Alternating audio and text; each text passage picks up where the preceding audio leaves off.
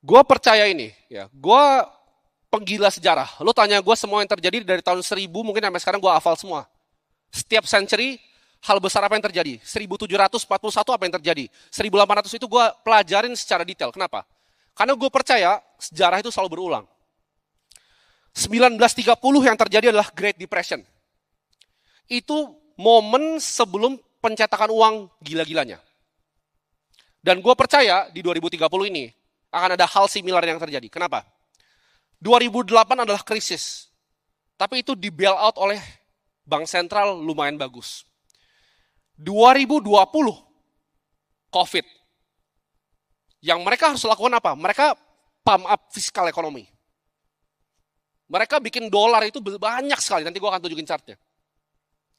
42,5% sirkulasi dolar itu dicetak tahun 2020 kemarin. Ya, dan itu data. Ketika hal ini berulang lagi, gue percaya akan ada Great Depression part 2. Great Depression itu nggak sebentar. Kalian silakan cari sendiri berapa lama. Buktinya apa? Mari kita bahas data, fakta, dan angka. Next.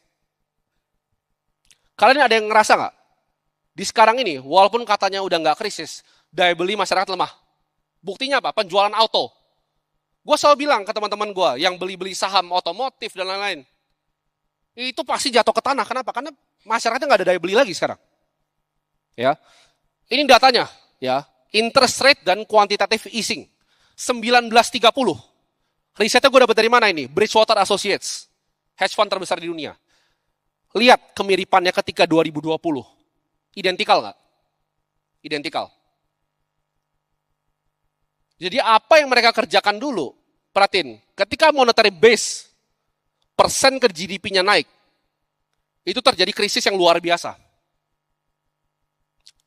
Mereka itu ngerampok lu, bukan dengan perpajakan. US itu ngerampok orangnya, bukan dengan IRS pajakin mereka. Tapi dengan Federal Reserve cetak uang dan banjirin marketnya.